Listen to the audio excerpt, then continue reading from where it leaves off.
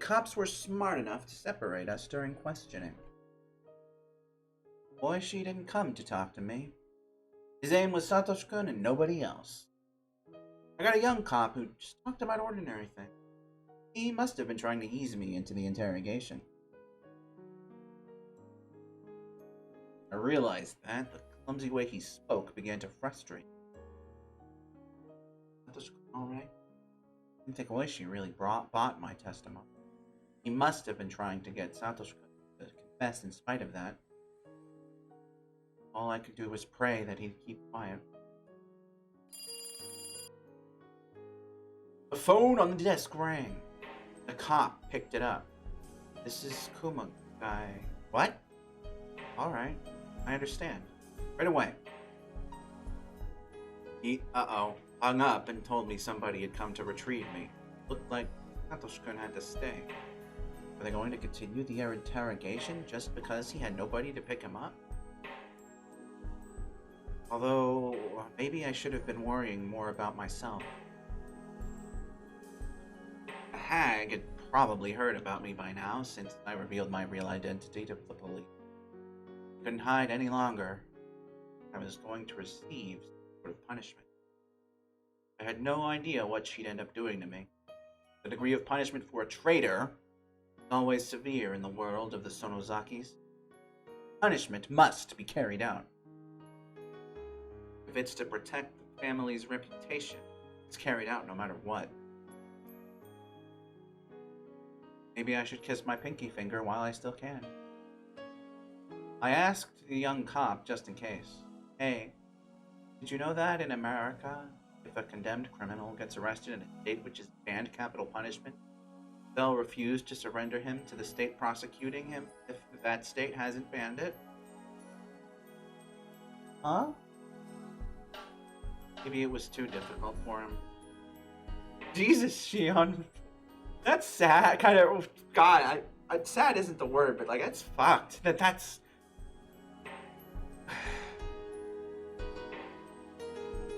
But that's where her head's at. But I mean, I understand. But glossy black car was waiting for me in front of the police station. A few men from my dad's office bowed to me. In a long time, Shion-san. Where's Kasai? Silent. Kasai had been helping me ever since my escape from the school. They wouldn't allow him to walk free. How's Sis doing? Does she have something to say about this? You were only told to bring you to the main house. Please ask her when you get there. After saying that, he escorted me into the car.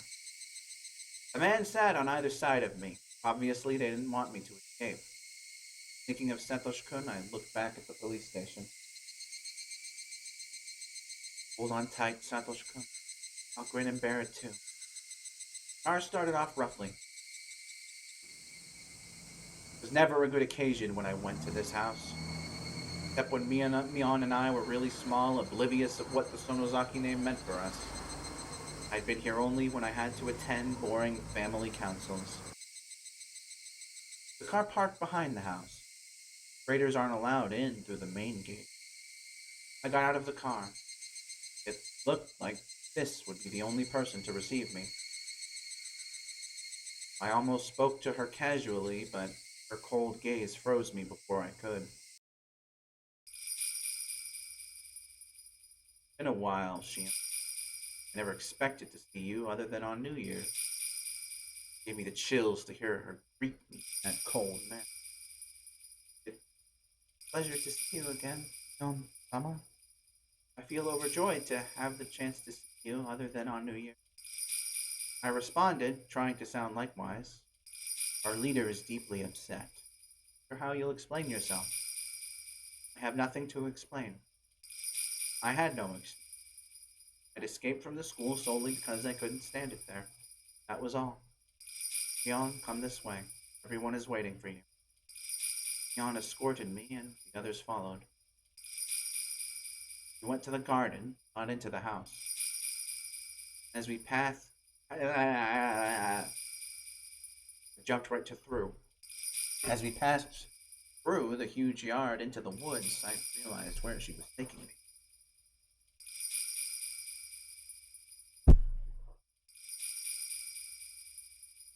Little, we were told never to go near these woods. I had a vague idea of what was in the back of them. I'd heard there was a hidden entrance to the underground torture room, where they used to punish the enemies of the family. The more hideous rumors I heard about the family, the more credible those rumors seemed. Well, I wasn't completely certain about any of that. I'd never expected a torture room for myself. We came to a concave clearing in the middle of the woods. I saw a metal door at the bottom of it. The door reminded me of a bomb shelter. So, this is the underground torture room, huh? I was surprised to hear my own voice. My voice was trembling. It made me realize that I was more scared than I thought. Nobody answered my question. The very air felt tense. According to the family rule, one of the twins must be eliminated. Was I finally going to be eliminated? I realized I had been underestimating my punishment. I hadn't been aware of the real terror until now. I just thought I was. Beyond the steel door, the air had an intimidating smell. This, this was really happening. I shouldn't allow myself to give in to. I felt like saying something. My lips were dry. My fingers were fidgeting. I was escorted through the narrow hallways, down a few sets of stairs. There, I saw another huge steel door. So, this was the place. It was a spacious and utterly odd-looking room. The room had two sections that looked completely different. One side looked like a lounge. I saw several high-ranking members of the family council sitting on cushions there, looking expressionless. The other half was tiled, as if in a large public bath. That was already puzzling enough. And there were those things. To be honest, they had captured my attention from the moment they arrived. I noticed them even before I saw the lounge and tiled space. I just didn't want to accept that they existed. I couldn't stand straight. I almost dropped to my knees, but I couldn't. Two young men had been holding me by the arms since I got here. There were oddly shaped things hanging from the wall. I was just refusing to recognize what they were. I knew exactly what they were called. I see. I understood that clearly shaped objects were torture devices from hell. Damned fool! How dare you return! The hag sitting at the front of the lounge intimidated me in a horrid voice. She kept cursing me for a little while, but she was so incensed that I could barely tell what she was saying. I knew what she was trying to say, though. The hag was willing to forgive my escape from the school. Once I revealed my identity to the police, she had to step in. If I had disobeyed the family rules, she, as the leader, was forced to punish me. Moreover, there was one thing that bothered her more than anything else. The fact that I covered for Satoshi-kun. The Hojo family had been seen as traitors to the village ever since the dam conflict. Satoshi-kun is still considered one of them. She couldn't accept that I was connected to him. To me, this was a bit unexpected. I had escaped from the school the hag had put me in. All the while, I believed that was what she was upset about. But in fact, she said that she was the most uncomfortable with my connection with Satoshi-kun. I couldn't believe this. Of course I knew that Satoshi-kun's family was persecuted for their betrayal, but I didn't think that Satoshi-kun was also burdened with that responsibility. It has nothing to do with that. I understand that his parents were ostracized, but he should be— Shut the hell up! The hag interrupted me with a shout which made me cower in fear. She continued slandering the Hojos and said that Satoshi-kun was a cursed child. I started feeling pissed off. What did he do to deserve this? What was he being blamed for? It was too late when I realized I had said that out loud. The hag looked furious. I'd obviously upset her. I decided to repeat myself to make it very clear how I felt. What are you saying, you old hag? Everything you've spouted is nonsense. Huh? Who the hell do you think you're talking to? Shut the fuck up. Let me finish. I shouted loudly to silence the hag. What the fuck do you know about Satoshi-kun? How could you talk about him like he's some pest when you don't even know anything about him? I know how sweet he is. You don't like him because he's a Hojo? How fucking stupid is that? Is even your brain archaic or what? You hate the fact that a Sonozaki is with a Hojo that much? That's not just stupid, that's beyond stupid. Well, you got her, Shion? Boy, I never expected to feel like Juliet. My voice became hoarse from shouting. My face was messy with tears. Even so, I didn't feel like putting a stop to my emotional explosion. I was all too aware that I was doing this just to overwhelm my fear. The hag was glaring at me while breathing heavily. I glared back at her as fiercely as I could.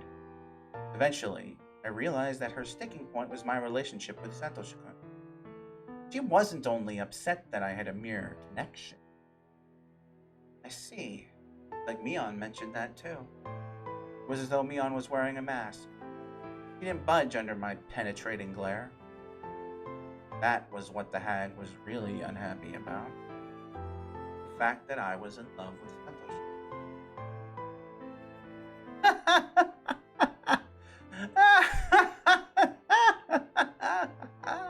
I don't give a shit about his family background or my own. Yeah, I'll admit that I'm in love with him. I love Hojo Satoshi. I love him so much.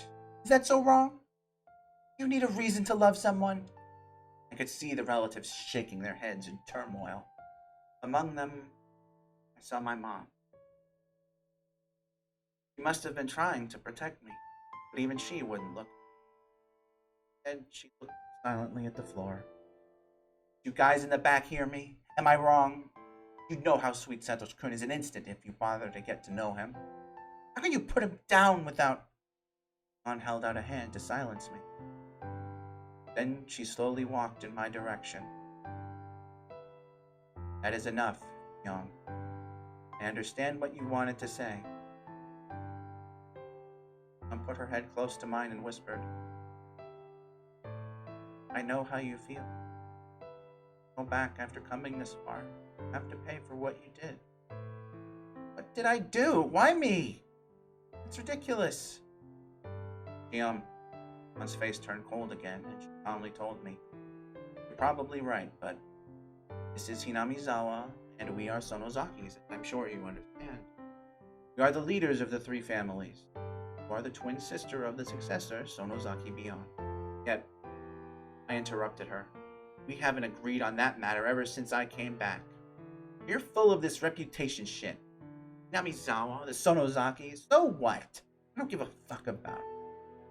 Listen! Yon interrupted me just like I did her. How many people did you depend on to start your new life in Okinomiya? Chills shot through my spine.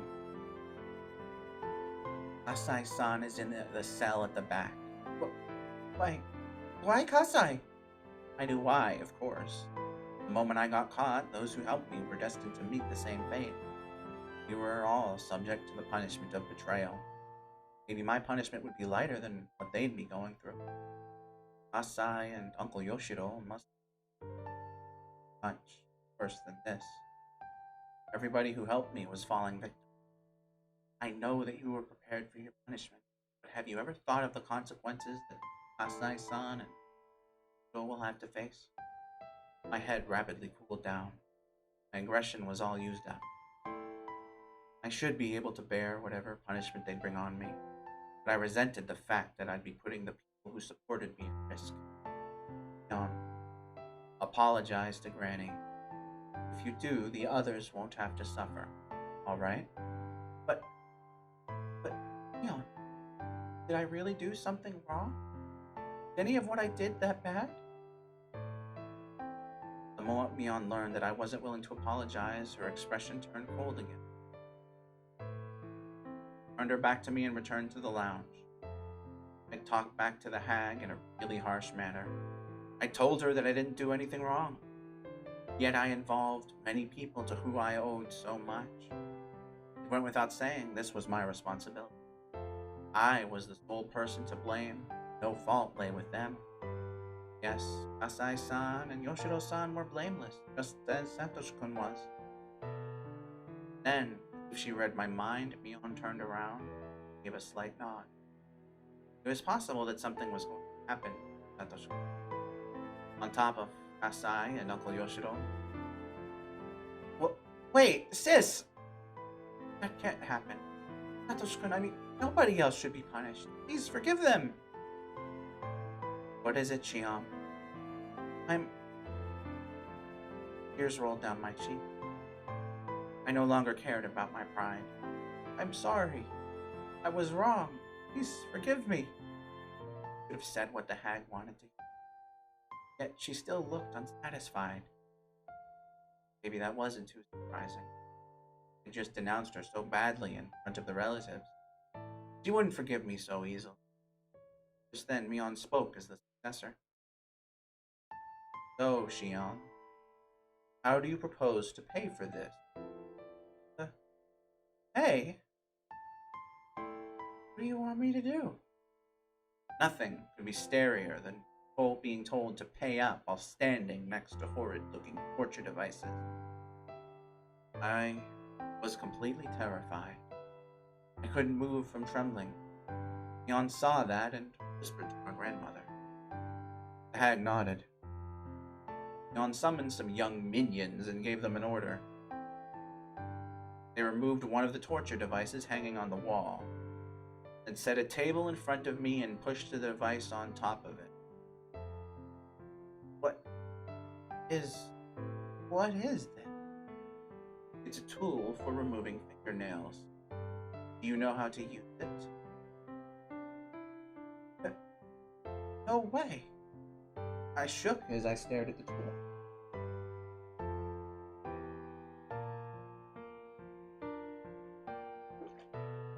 Oh god, you didn't hear me swallowing, did you? Sorry about that. It looked like a giant nail clipper. Probably took the part that looks like a beak between your finger and fingernail, pulling them apart if you squeeze the handle. Chills ran up and down my spine when I imagined that.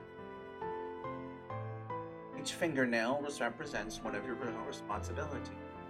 Sonozaki Shion, no matter which ones you choose, you must remove 3 nails yourself. 3. One for Kasai, for Uncle Yoshiro, and the last for Satoshi. Those are fairly reasonable.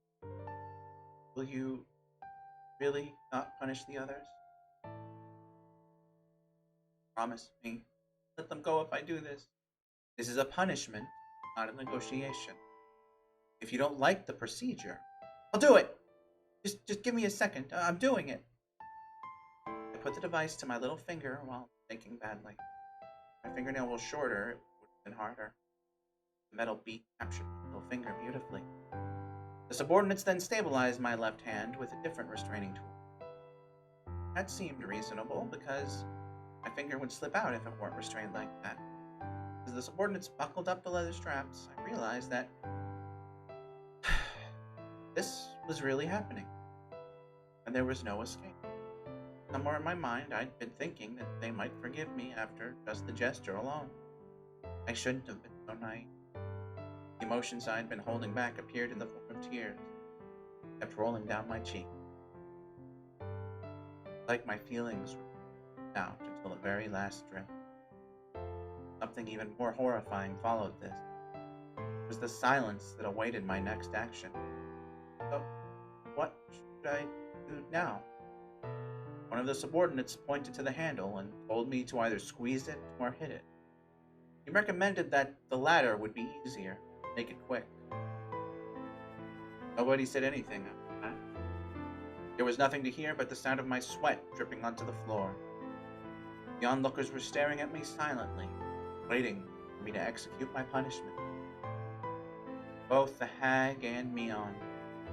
They were also anticipating it. I could refuse, but that meant I wouldn't be paying up. This punishment exists to offer payment in exchange for the safety of those who helped me.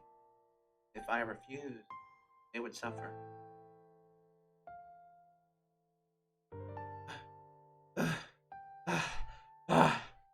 Started breathing heavily. I knew that if I did this, the others would go free.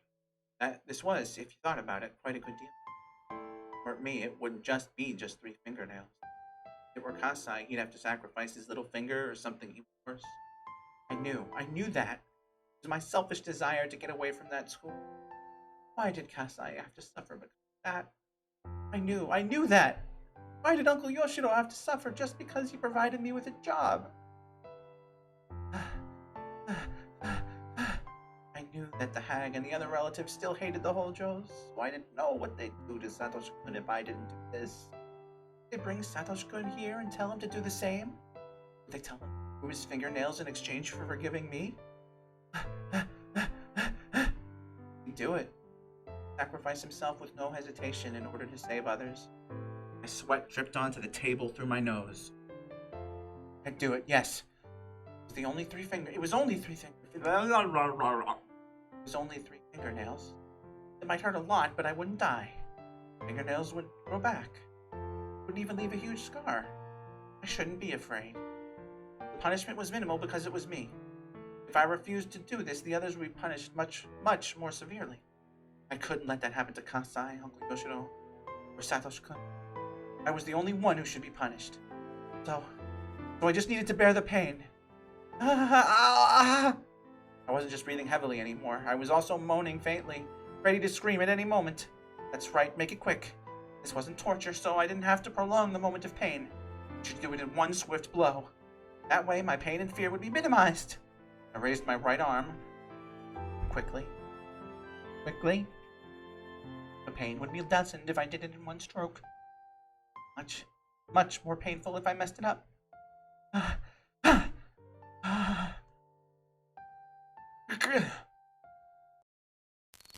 held the...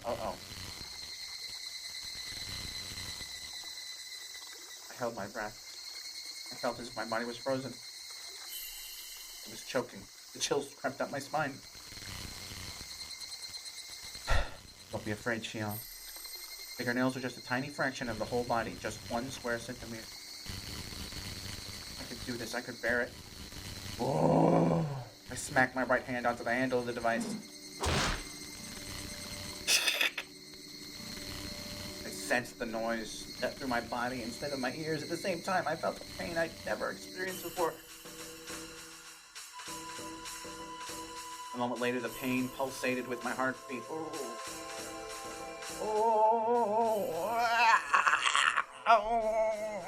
I can totally relate to this. Kind of, but not 100%. But, oh god. I clenched my teeth. I felt like my teeth were cracking. Tightly shut my eyes. Till my eyeballs got squeezed up. The pain wouldn't fade.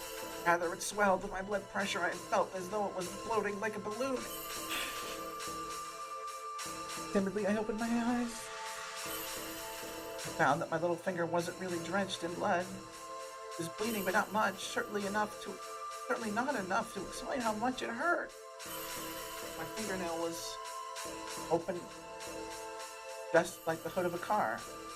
I couldn't believe what I was seeing. It was overwhelming. It occurred to me that I'd only done 1 out of 3. Did I have to repeat this 2 more times? Did I have to remove the nails from my ring and middle fingers as well?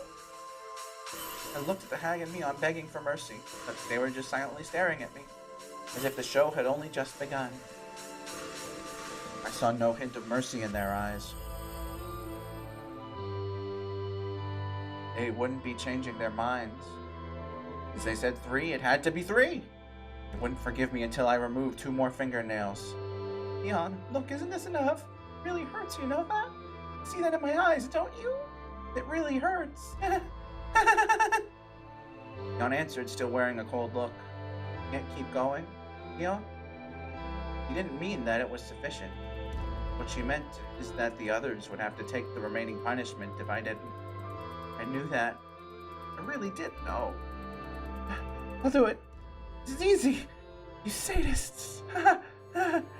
This doesn't scare me. This doesn't hurt. I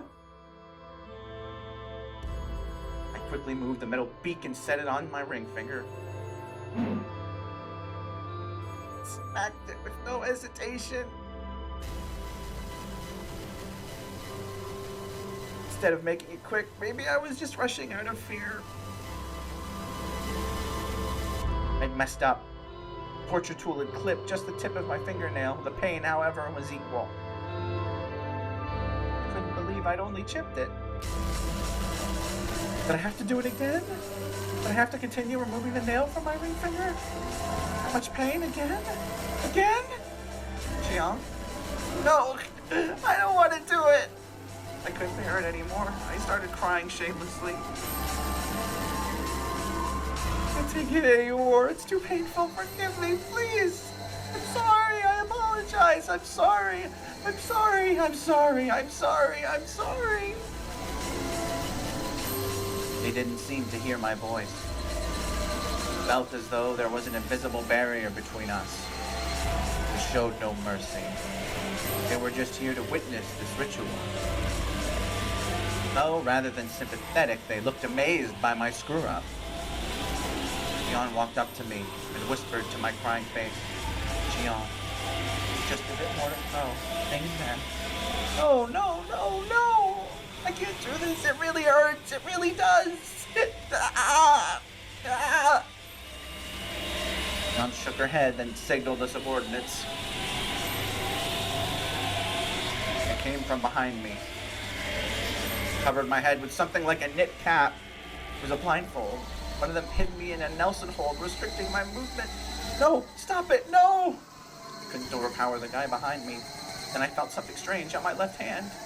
The other guy was doing something with the torture tool. He put the metal beak between my ring finger and his fingernail. No! Help me. My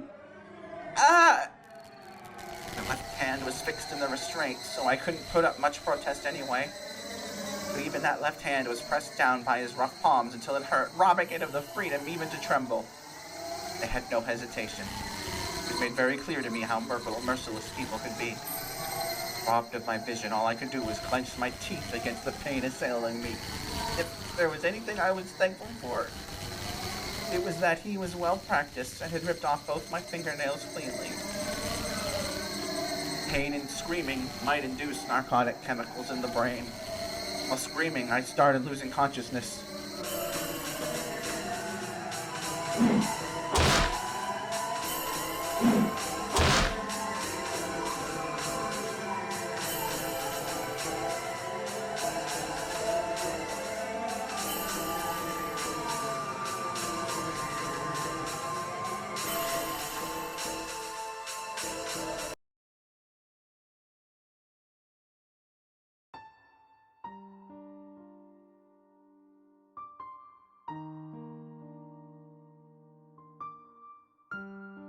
I woke up.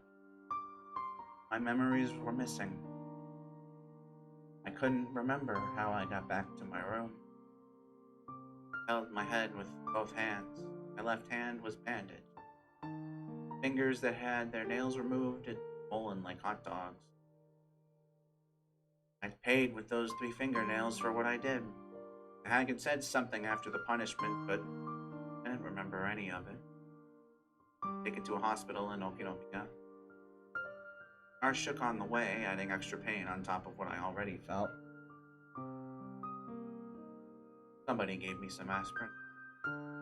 It worked just like they said on TV, but they didn't last more than 10 minutes. I swallowed the pills without water. While I was spacing out in the waiting lounge, Asai showed up. Probably came to check if I was alright. I obviously wasn't. Must have understood that from my bandaged left arm dangling from my shoulder. Kasai, on the other hand, just fine. At least on the outside. I was relieved that my sacrifice had meant something. Kasai didn't say anything. I couldn't tell if he wanted to tell me something or not because he looked so emotionless. Kasai, yes? He paused shortly before answering. I could tell he was upset. I didn't regret my revealing my true identity in order to protect Satoshi-kun, but I hadn't wanted to Kasai or Uncle Yoshiro to be hurt. I had been contradicting myself. Do you know how Uncle Yoshiro is too? No. Ah. I'm sure he's alright, because he's strong. Even so, you should apologize. Okay. I wanted to ask him about Satoshi too. I wondered if he was captured or harassed by the Sonozaki family because of me. But I was hesitant to ask Kasai. After all, I'd chosen Satoshi over them. Was Satoshi-kun alright? I hoped he wouldn't get caught or incarcerated somewhere. I paid the hospital bill and Kasai gave me a ride home. I finally realized that somebody was knocking on my door. Mion-san, not healthy to sleep so much. It was Kasai. He put some side dishes on the table and we started nibbling at them. How do you feel? Depressed? Huh? Have you been resting? Have you been eating? I've been eating the stuff left in the fridge. Otherwise, I've been either sleeping or staring at the ceiling. It had been 3 days. I'd just been lying down since then. I woke up every now and then in my shallow sleep, but I didn't feel like getting up or thinking. I felt like I'd just been floating the whole time.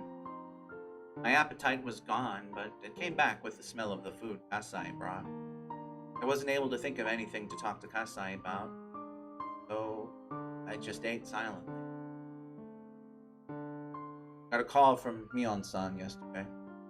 She was saying she called you a few times, but never got through.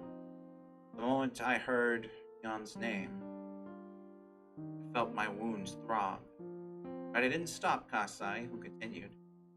Because you paid up, the family decided to close the matter. You will officially withdraw from St. Lucia's and transfer to a school in Okinomiya. You're finally acknowledging my right to make my own decisions. Indeed. He said you could live as yourself now, under a few conditions. You will stay away from Hinamizawa. You won't pretend to be Sonozaki Mion.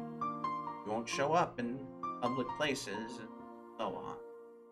This means, in exchange for acknowledging me, they don't want me to hang around. That's correct. Of course, it is only temporary, until things cool down. There is no set duration, but I think you should stay inconspicuous, at least until the end of the year. It'd be good enough just to live, quietly. It was before. Kasai put on a sad smile. Smiled back at him likewise. Before the conversation ended, I should ask him what I wanted to know. How's Satoshi doing? I wish that Kasai would assure me of his safety right away, but he didn't answer like that. Kasai, he alright? Yon-san. Kasai put his chopsticks down. The family wants you to forget about him. What? Yon-san, I don't want to get in an argument with you, so I will not get into the details. I'm only relaying to you what the family wants. What are you talking about?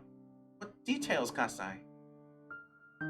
Kasai pretended as though he didn't hear me and started eating again. I'd never seen him get so stubborn like this. The Sonozaki family had been using the Hojo family as a scapegoat. They must have concluded that a Sonozaki shouldn't be in love with a Hojo. I didn't like that. Satoko was a friend of Mion's at school. Be okay if Satoshi and I were the same gender? Anyway, if I did something conspicuous again, they might do something to him for real.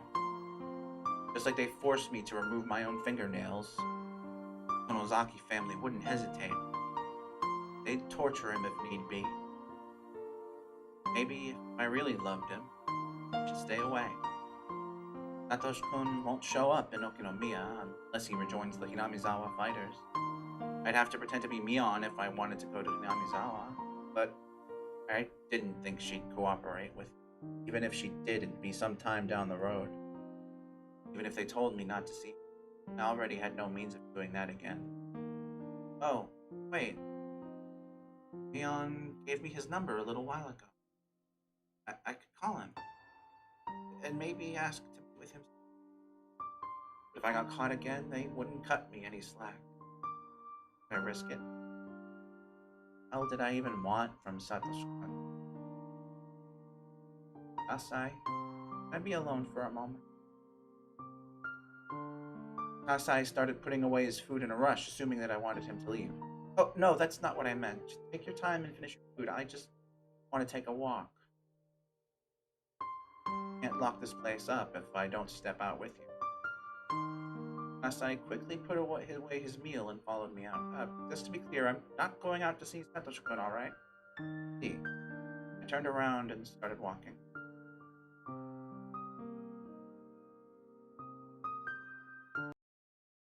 Destination was rather pathetic. It was the toy store that sold that dying teddy bear. I couldn't deny that I was somewhat expecting Satoshi-kun to pass by there. I couldn't stop myself from looking at the faces of passerby who resembled him. I looked to the store's window. The teddy bear was gone. Congrats, Satoshi. Like you were able to buy it. Evil aunt had died and his wicked uncle was living with him. Satoshi-kun's fulfilling his big brother by buying his little sister that huge teddy bear.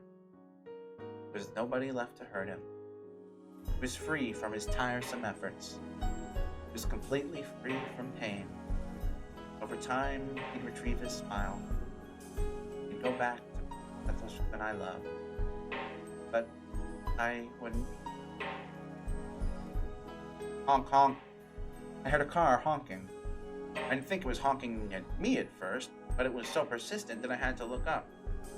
The person waving at me from their car, could it be, was, idiot. He was waving at me all carefree, oblivious to my feelings. Sonozaki-san, long time no see. Oh, are you meeting up with Hojo-san? No, I'm not. I know he looks into that store's windows all the time, so I assumed you were expecting him here or something. No, I'm just passing by. Like he was able to buy that teddy bear. He seemed to know about the teddy bear as well. Smiled upon seeing its empty display space. Yesterday was Satoko-chan's birthday. He must have celebrated it with that teddy bear.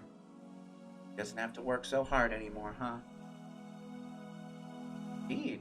Did he turn in his resignation to the Hinamizawa fighters? Oh, does that even exist? I never received one.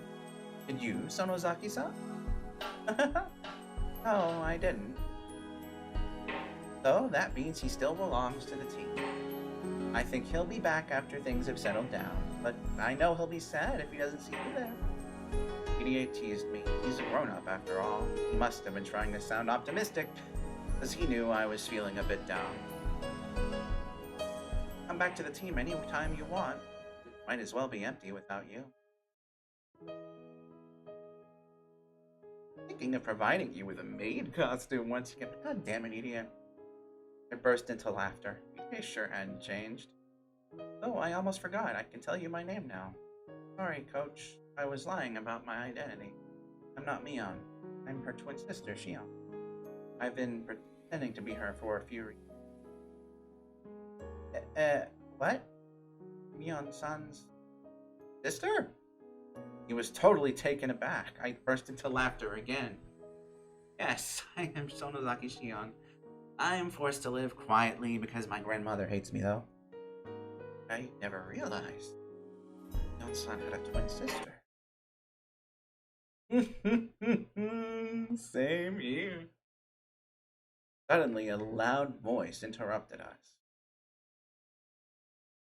The voice sounded mean and greasy. Unlike idiot, it was him. Bush. Hello, Dr. EDA. Thank you for your cooperation last night. Don't mention it. I wasn't of much help. They were just going through the motion. It's obvious that they hated each other.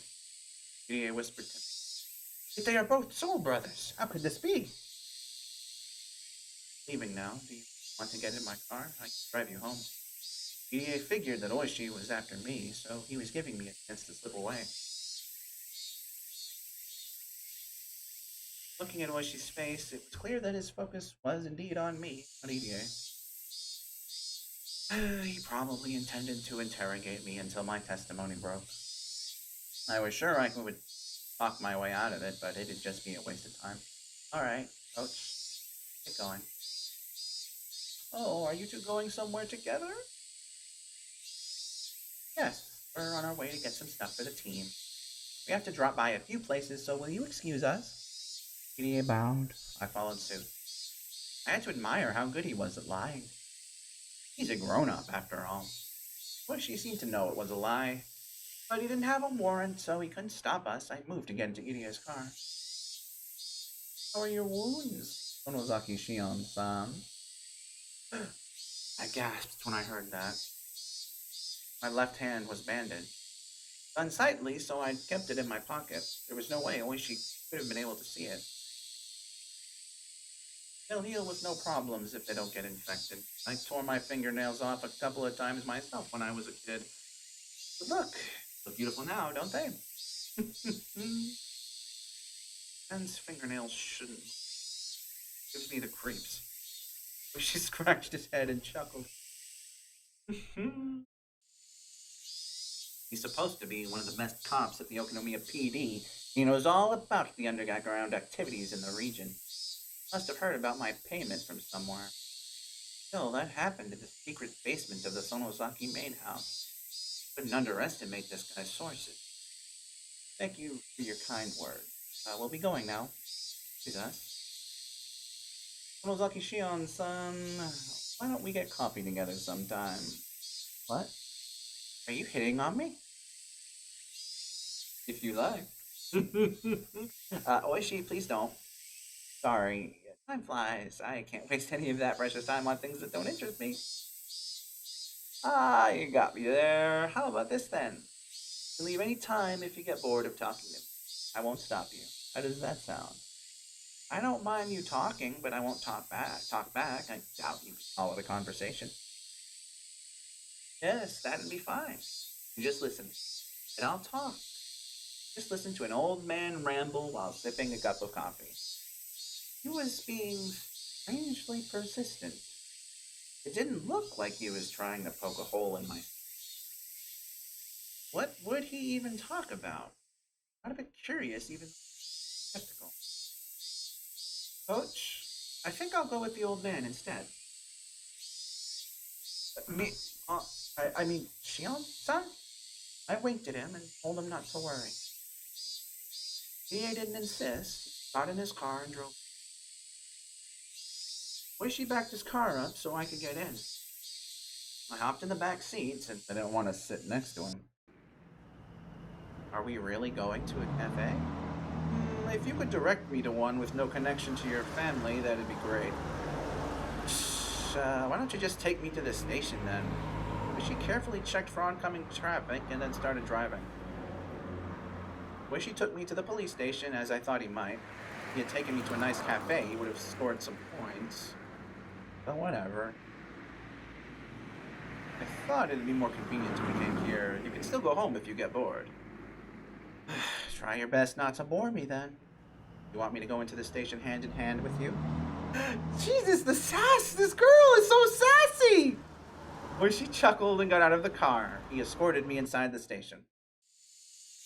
I thought he'd take me to an interrogation room, but he instead took me to an office of the investigation division. Officers in both suits and uniforms were working at their desks answering phones.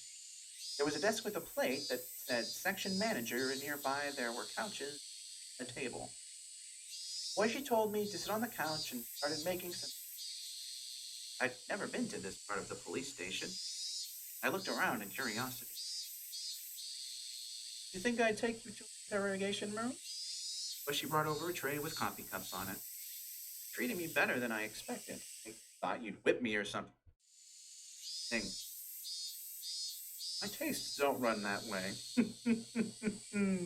So, I thought you wanted to talk. All right, I'll cut to the chase. Are you in love with Hojo Satoshi-san? What? It's getting all boring already. I'm going home. Okay, please forget that. But she must have known I had to remove fingernails.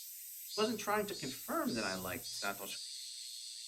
What he was really saying was that he knew already.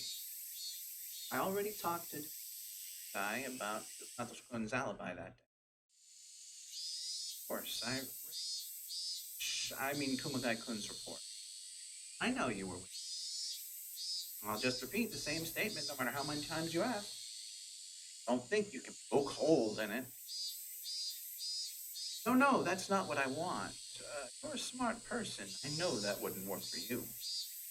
I wonder what you're after. You're wasting it if you want information on. There's nothing more to talk about. This is boring me after all. I'm going. That was our agreement. Excuse me. I got up off the couch. Shion-san, I did want to get Satoshi after. I admit it. That's it then. Boring. I'm going home. I turned around and started walking. She didn't get anxious, but instead spoke a little louder. But Shion-san, what I want to ask you is about his alibi for yesterday, not the day of the murder. His alibi for yesterday? Why? What does that have to do with his aunt's death? Miss Satoshi-kun. Did the thing not get it? I'll repeat myself. It's because Satoshi-kun has been missing since then. What? Didn't you know that he went missing? I couldn't say anything, but my expression answered Wishy's question anyway. What's going on? Missing? What? Why don't you take a seat? What do you mean Satoshi-kun has gone missing? What the hell? We only know one thing for sure. He threw all of his savings in an ATM in the Okonomiya post office before 3 p.m. yesterday. We don't know his whereabouts after that. We knew why he would use that money. He wanted to buy Satoko's birthday present. Yes, he definitely bought that teddy bear yesterday. This is just my guess, but I think he's done with that money. I mean, he used the money to run away? That's stupid. He was saving to buy Satoko a birthday present. He bought a big, expensive teddy bear from that toy store. Never used that money to skip town. Yes, the most expensive teddy bear in that toy store was sold. But we can't confirm that it was Satoshi-kun who bought it. Why don't you ask the clerk? Satoshi-kun and I reserved that teddy bear together. Oh, I had a bad feeling. That old man who was watching the store was sleeping when we were there. Looked very senile. Maybe he was also watching that store on that day, and even though Satoshi-kun bought the teddy bear, he didn't remember. Boishi put on a wry smile. Looked like he'd already tried to question that old man. Anyway, Satoshi-kun who bought that teddy bear. He must have saved just enough to buy it, so he shouldn't have been able to run away after. That's nonsense. Alright, let's say he really did buy the teddy bear. Then why didn't he come home with it? At that point, I felt as though my heart had turned to ice. Satoshi-kun had been working hard to buy that teddy bear, even though he was under extreme mental and physical stress. And after all that, finally managed to buy it. Unthinkable that somebody else just showed up and bought the same teddy bear. The teddy bear was gone because Satoshi-kun bought it. Nobody else. But if so, Satoshi-kun should have given it to Satoko. But though he bought a present for her, He didn't come home. He didn't come home? That wasn't possible. He would have gone straight home with that teddy bear. He wouldn't think of running away after buying the teddy bear. Even though Satoshi-kun wanted to run away from the police, he'd never leave without giving Satoko her present. Anyway, it must have been Satoshi-kun who bought the teddy bear. I can say that with 100% certainty. The question was, why didn't he bring it home? That teddy bear was huge. It wouldn't fit into a basket of a bicycle. He might have brought some straps to tie it to his bike. He wouldn't have thought of running away on a wobbly bicycle like that. He necessarily had to go home after buying the teddy bear from the store after withdrawing the money. Nothing could have happened, but he was going between the ATM and the toy store. It was impossible. Nobody else could have possibly bought the teddy bear. Never! That teddy bear had been sitting in the showcase up until that day. Everybody could just see it when they passed by. But nobody wanted it. It's impossible that it could have been somebody else. There should be no question that he went to the toy store after he withdrew that money. What about the route between the toy store and his home? There shouldn't be any question there either. He shouldn't have been able to do anything with that huge toy.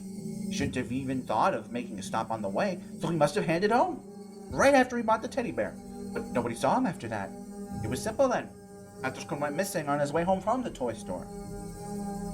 He went missing? What did that mean? I was sure he killed his aunt.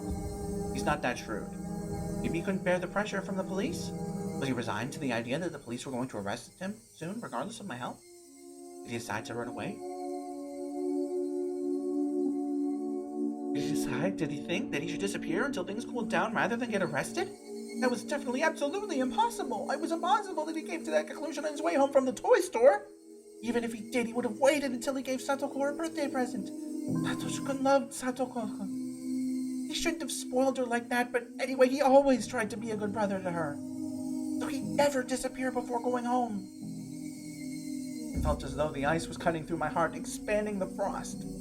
Satoshi-kun didn't disappear by his own will. The answer was simple. Satoshi-kun disappeared by somebody else's will. Was Satoshi-kun eliminated? That's really stupid, old man. I could shake off the frost in my heart if I laughed loudly enough. I kept laughing until it happened. I kept laughing and laughing. All the cops in the room stared at me. They thought I'd gone crazy. I didn't care what they thought. I kept laughing until it turned into a cough. I finished laughing and took a sip of the lukewarm coffee. I felt as though the frost in my heart had spread all throughout my guts. It was chilled to the bone. I was free. My fingers shook as I held the coffee cup. Yon-san, please listen to me without interrupting. What I'm about to tell you is only a hypothesis. It's all just a theory. I'd start laughing in the middle because it may sound ridiculous, but I want you to hear me out. Can you do that? Oh, whatever. Just talk. I was feeling far too cold, chattering. I felt as though my brain had frozen as well. I lost my ability to. I couldn't do anything by myself. Only do what he told me. What he was going to tell me might be the worst possible thing, but I had to listen to it.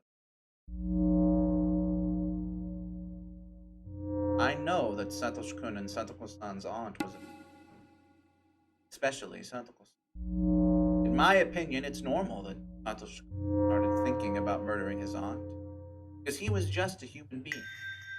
I had to deny that Satoshi-kun murdered her. But what Oishi-kun, Jesus. What Oishi was saying was true. I couldn't deny his hypothesis right away. I just kept silent. This is only a hypothesis, alright? Please don't be upset. And no interruptions. Agreed? I know. Just go on. Ojo Satoshi planned the murder of his aunt and executed it. You have no proof, okay? It's all theoretical. Alright! I heard! Let's keep talking. I'll switch the subject now. Shion-san, you were forbidden from having a relationship with Satoshi-kun, weren't you? They told you to stay away from him, correct? I believe the reason behind this is not that your family hated the Hojos, but that they didn't like the fact that you were involved with a murder suspect. That is actually possible. After all, when I was pretending to be Mion, I already had a connection with Satoshi-kun. Before anyone knew it was Shion who was spending time with him. I could have been accused when I was helping out the Hinamizawa fighters, but if the relationship between the Hojos and the Sonozakis was the problem, it wouldn't be difficult for the Sonozaki family to know that Satoshi-kun murdered his aunt if it happened in Hinamizawa. Maybe one of them even saw the murder. The Sonozaki family didn't like that I was in love with a murderer. They decided to step in. Also, you're known not give up easily, aren't you? Which means even if the Sonozaki family threatened you or ripped off your nails, you still wouldn't cut ties with Satoshi-kun, would you? Didn't deny that. Oh, man. I lost most of my means to access Hinamizawa, so my ties to Satoshi-kun were essentially cut. True. But I still knew Satoshi-kun's phone number, and I expected him to rejoin the Hinamizawa fighters eventually. I believe your family knew that a few threats would never be enough for you to break ties with Satoshi-kun. They could threaten you all they liked to no avail. So, their only option would be to do something about the other person, wouldn't it? What do you mean, do something? What would they do? What? What? If threatening me was useless, then something about Satoshi-kun. What would they have done? If they pulled something, then wouldn't that interrupt his path from the toy store to home? Toy store at home. To home. Toy store to X to home. What's X? What is X? X marks the spot where his path was interrupted. But what interrupted it? Why couldn't Satoshi-kun make it home from the toy store if something interrupted him? Why? What's X? X! Okay. This is pretty amazing. I ran out of air, became dizzy, and then collapsed. The floor felt cold. I felt no pain. I'd fallen to the floor like a plastic doll. Bushi and some others rushed over to me and helped me up. Calm down, Shion-san. We're not certain that Satoshi-kun was killed yet. Oh, okay, we'll just say it. You're not certain he was killed? What the fuck are you talking about? Don't you know about the torture room where they forced me to rip off my fingernails? Don't you know that they say there are prison cells and a well for disposing of corpses in the back? The Sonozaki family wants to eliminate somebody. They definitely killed him in that torture room and dumped the body down there. Not certain? Are you dumb? Is your brain made of tofu? If I were in the hag's business, I'd kill him for sure. I wouldn't let him get away. If I would kill him, then the hag would definitely kill him. Shion-san, please calm down. This is unconfirmed, but I have information that somebody witnessed a young runaway male at Nagoya Station. Took a train from there to Tokyo. Clothes didn't match, but it is possible that he changed what he was wearing to hide from the... It's still possible that it was him. Is he alive? Is he? This is also a theory, but let me go on. Your twin sister, Mion-san, is the closest person to Sonozaki Oryo, correct? I'm assuming that Mion-san stopped Oryo when she suggested murdering Satoshi-kun. Mion? That was possible. She could have tried to calm things down out of pity for me. That idiot was always so indecisive. She should have been clear on if she wanted to save him or not. She probably seemed vague about that. She must have persuaded the hag to reduce the punishment to banishment instead of death just to avoid feeling guilty. I believe that the Sonozaki family contacted Satoshi-kun. Probably told him that they couldn't cover up the murder and told him to dissociate far away. They forced him to be more accurate. Satoshi-kun would have rejected that. He would never leave Satoko behind. I agree with you. Satoshi-kun was working at the places Mion-san referred him to, wasn't he? So the family knew that he had enough money for a getaway. But he'd never use it for anything other than buying that teddy bear. You're right. Must have gone straight to the toy store after he withdrew the money.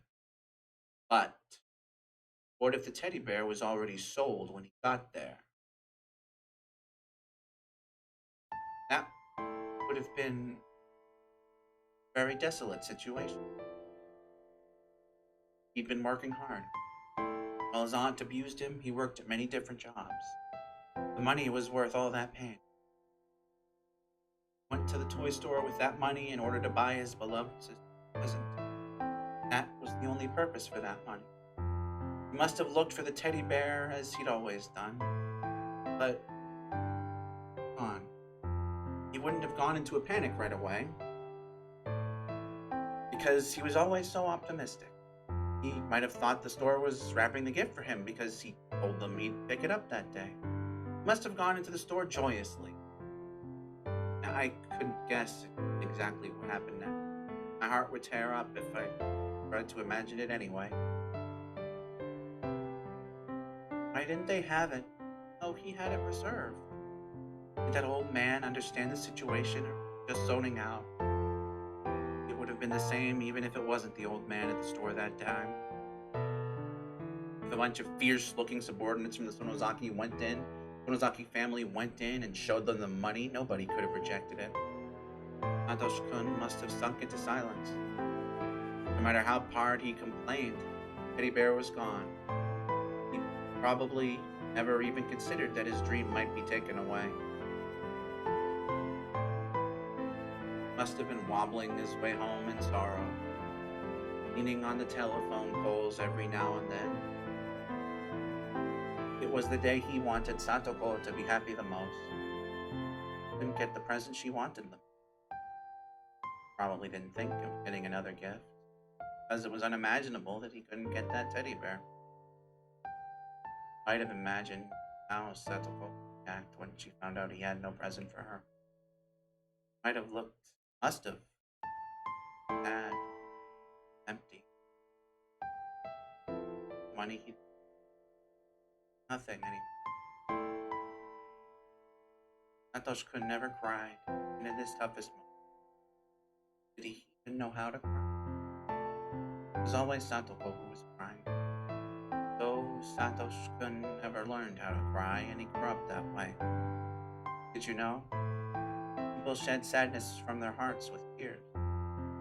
Satoshi-kun wasn't even allowed to do that, even though his heart was filled with sorrow. He couldn't let it out. He insisted he wouldn't leave Satoko-san behind.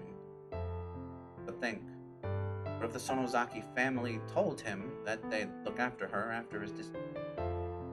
After Satoshi found out the teddy bear was gone,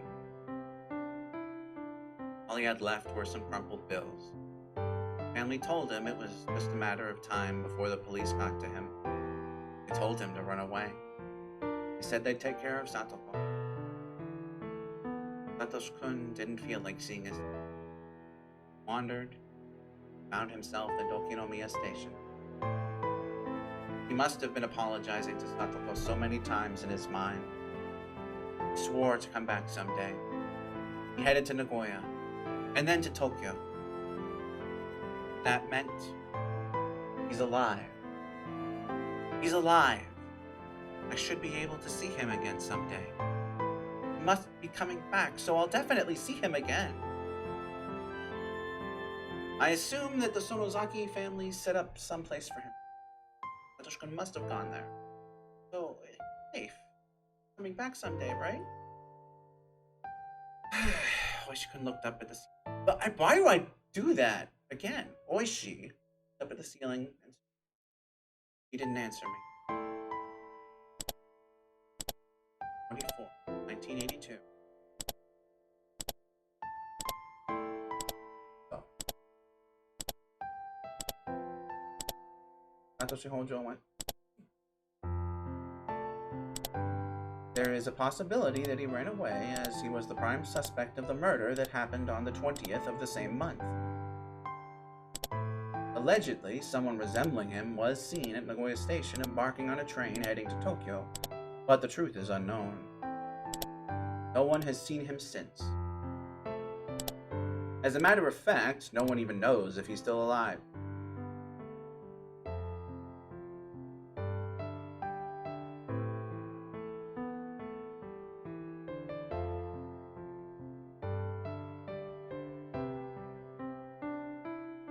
Notebook 34, Notebook 42. I think we will finish up for tonight after these.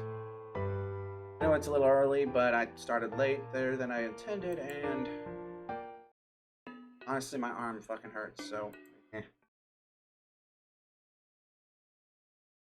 information that Satoshi-kun might have headed to Tokyo has been started as follows. Then likes, then retweets. The young man came to the lost and found window looking for a station employee, asked him to write down his name on the form. Then the young man started writing Hojo as his name. Middle, crumpled the form, and wrote a totally different name on another form. Another station employee witnessed a similar-looking young man rushing into the station to Tokyo. The employee from the Lost and Found and the employee who was on the platform talked about the suspicious young man in the locker room. That was all. The wallet of the young man named Hojo, never reported, is found to the Lost and Found office. How mysterious!